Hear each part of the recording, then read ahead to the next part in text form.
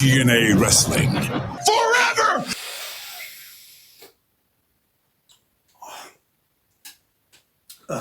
Thank you for everyone for being here for what I'm sure is going to be another great show for our great fans. We've got some great content coming up on this show. The channel is only less than 2 weeks old, but it's been a great year for us so far. Any questions from the floor before we kick off?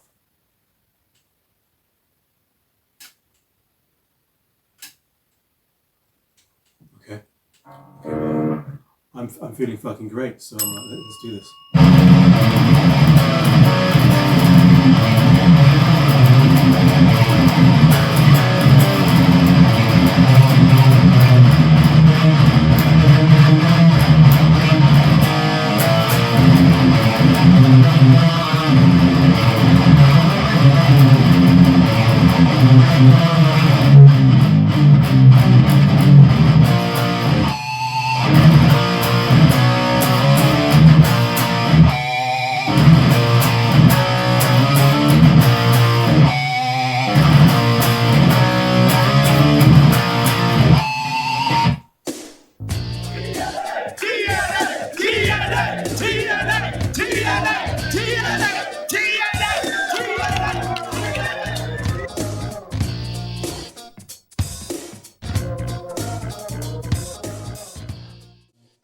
On today's episode of TNA Forever, we will be looking at and discussing the newly revealed TNA Championship belt designs.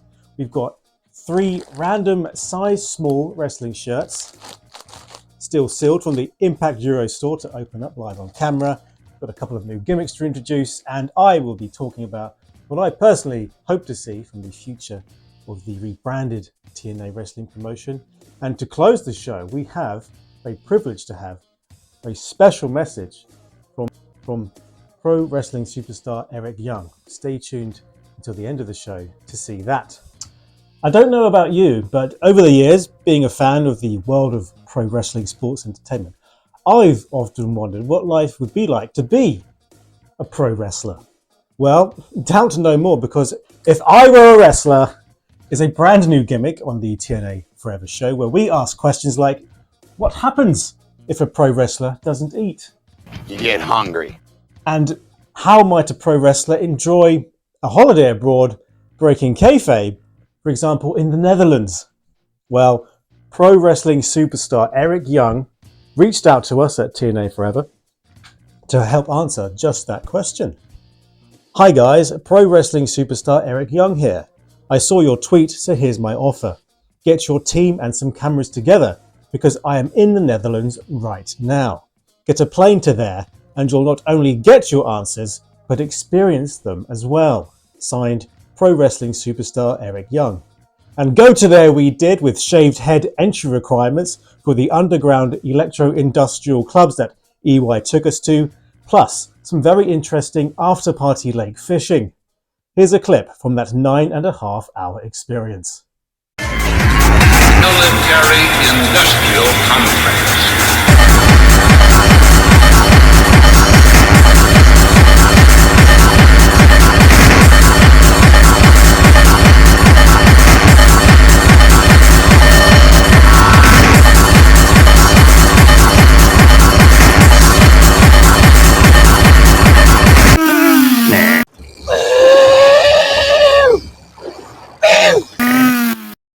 And do not forget, we also have a very special closing message recorded personally by pro wrestling superstar Eric Young, just for the TNA Forever channel. Stay tuned for that, coming at the end of the episode. Now, let's take a look at these newly revealed TNA Championship belts. They were designed by @Hellfire_design and made by Z-Bros Championship Belts. The X Division belt, a little bit surprised there was no gold color scheme on this one. The TNA logo definitely pops on this one, as they say. I do quite like the sort of extra wispy curl tips on this design. I think they work really well. The outdoor photos do not seem to have quite the same pop here. I want to see, like all of these belts, I'm really interested to see what they look like under the the main TNA show, the main presentation lighting. Sometimes you'll see a professional photograph on these, or you'll see the reveal video lighting, or you'll see some homemade footage. Chris Bay did a video for his YouTube channel showing the tag belt. You see these belts under 3 different lighting conditions. They all have a sort of a different effect on the eye. So I am looking forward to seeing what they actually really come across like on the wrestling shows, on the weekly shows. As for who I would like to see wear this X Division belt, I would like Kushida to win this, perhaps in an Iron Man match against Chris Sabin. The tag team belts, like when I first saw these, the red straps, I wasn't sure what to think about the red straps. It's very striking. And again, there's no gold on this design. Courtesy of Chris Bay, thank you to Chris Bay for uploading his own video. I mean, these are beautiful belts. They're all gorgeous looking belts, but the red strap, I might need to take a bit of time to get used to. I want to see ABC keep hold of these belts for a little while more, but I would like to see some wild storylines that they're involved in, just because I think the art of finesse Chris Bay and the comedy and the cheekiness and the natural charisma of Ace Austin on the mic, proven in stories I watched during the lockdown era of TNA. I just would like to see a bit more of them behind the scenes, storyline wise, not just their excellent ability in the ring. Again, thanks to Chris Bay for uploading his own video to the YouTube page, which I've used in my own video here. It's quite difficult to imagine some of these new belts being presented just a few days before the Hard to Kill pay-per-view, and then having to lose to someone and then see them change hands after just seeing the current champion receive the new design. But we'll see what happens at the pay-per-view. I'm finding it a little bit hard to predict what could happen, but that's great. I don't mind that they presented these belts outside of the pay-per-view. Some people said, why didn't you just do this on the pay-per-view? I think that could have potentially slowed down the pace of the event. I think they have a bit more impact, pun intended, being shown on a nice presentation video on the YouTube channel. It just adds a little bit of material for the YouTube page, some new TNA related material there, because for a few weeks now it's just been sort of highlight reels and best of type things. I'm quite happy to see the old belts out of sight, and the first pay-per-view of the year, first TNA show, just start with the new belts on the screen. Out with the old, before the first bell rings. Now the Digital Media Championship, I'm surprised to see Tommy Dreamer with this. I really want to see Steve win at this pay-per-view. I'd be a lot more interested in the belt if Crazy Steve was wearing it. This is possibly the best looking belt of the 3 so far. Again, there's no gold color scheme, but mentioning that, with the world title, we do have some lovely gold here and the black colored belt, a bit more of a classic look. I find it difficult to say who's going to win this title next, and that may be because TNA could do with a few more heavyweights. I'm just going to predict that a new signing is going to be the next champion. No one on the current roster.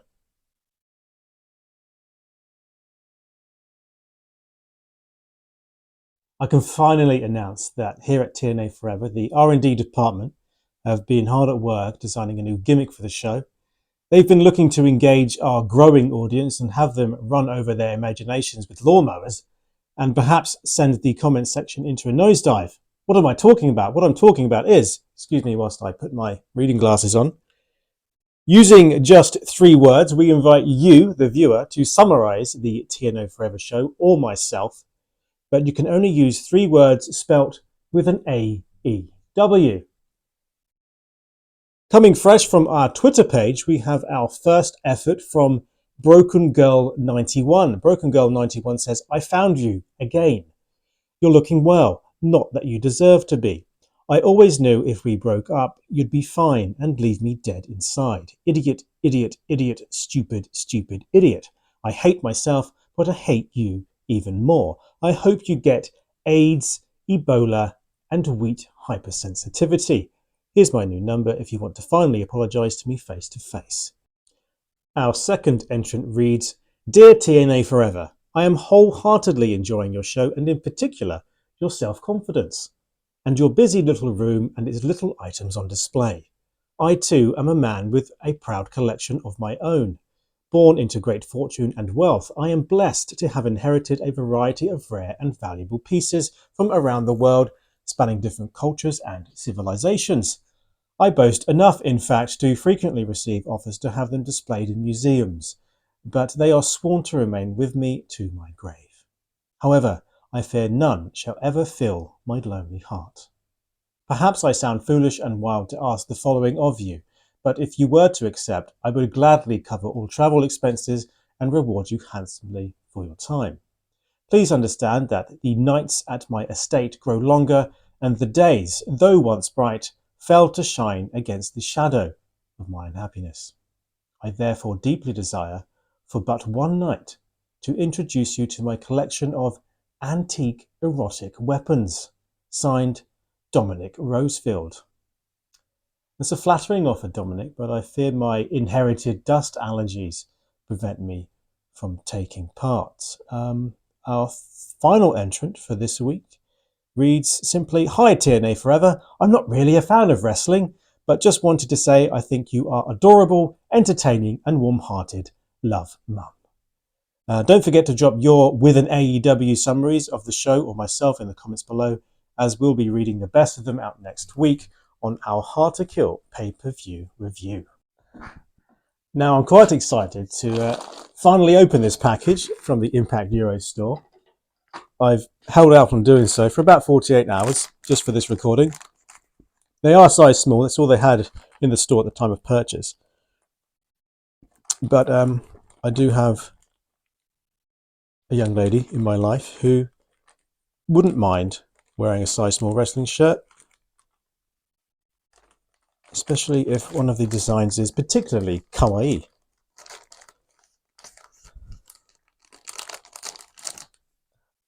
Never grow up too much to not enjoy a little moment like this. Oh, a receipt. First of three. Oh, it's just a size small Ace Austin! I wanted this! Oh, yes!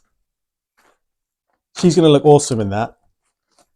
I was thinking it's either going to be a little bit of room decoration or it's going to be something for the lady to wear when she visits. Like a spare t-shirt here. I'm so pleased. That's it. I'm fine. I don't need the other two. I don't need the other two. That, but the second t-shirt, that alone is... What is this? No way! A moose! That's amazing! This is insane. Oh, I've got to look at a black moose t-shirt. Look at that. Oh, it's better than Christmas. Amazing. Ridiculous. Oh, LAX. I've actually got one of these in a medium. There we are, an LAX. So tomorrow night is the first TNA event of 2024. Realistically, what do I expect to see since the TNA rebranding announcement? Well, ring aprons, rope colours, entrance ramps, a new theme tune. Not expecting huge crowds. I don't think they'll be hiring any venues that could hold huge crowds. Not too concerned about that. I mean, compared to other promotions, some people may laugh. It's like, oh, there's nobody there.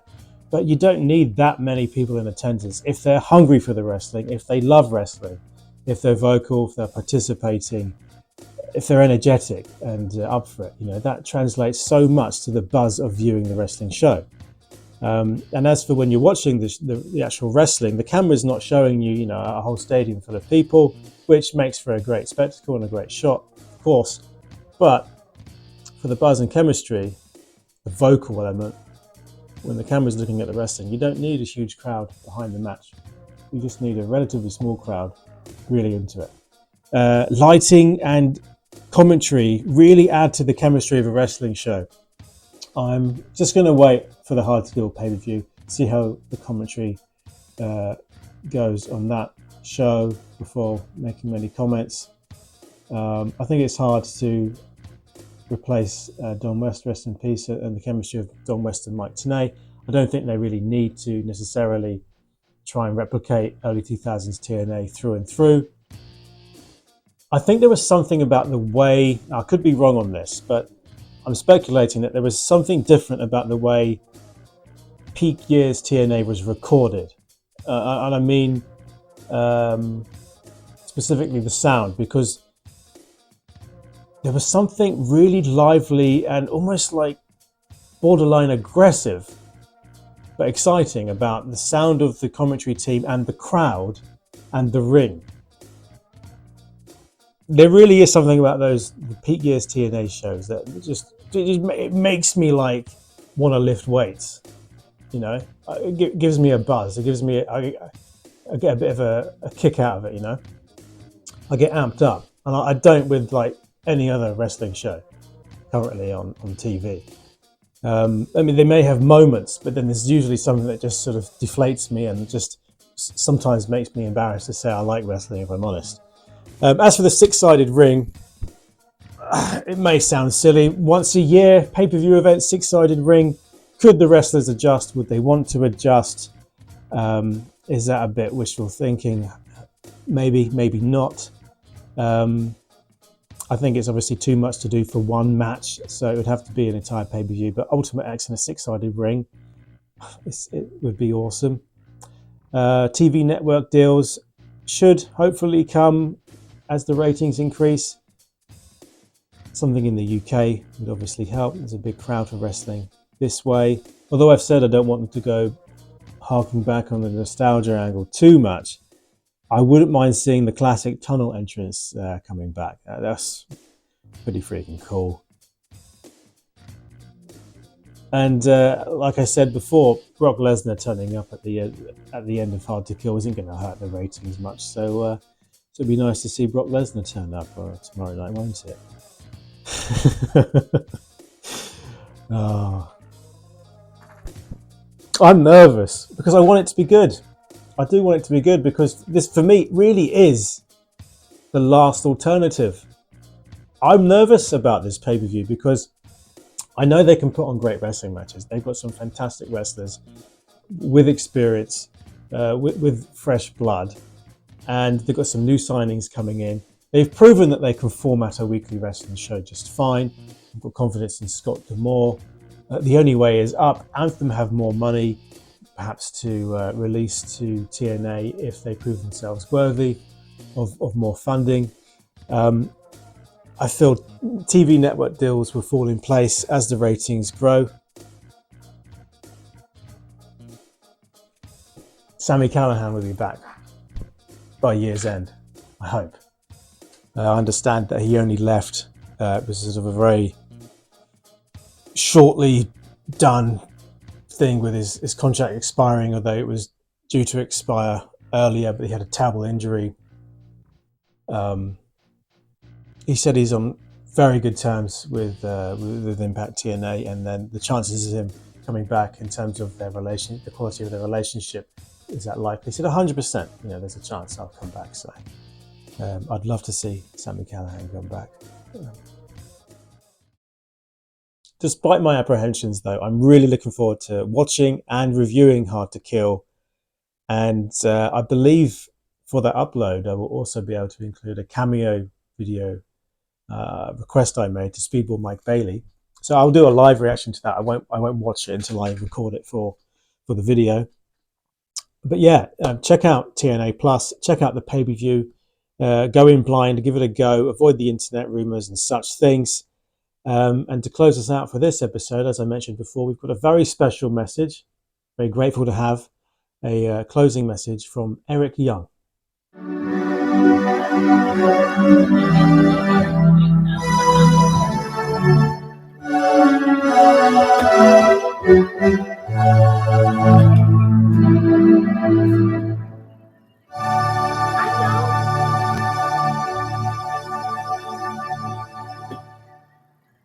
Well, ladies and gentlemen, that's it. Good night.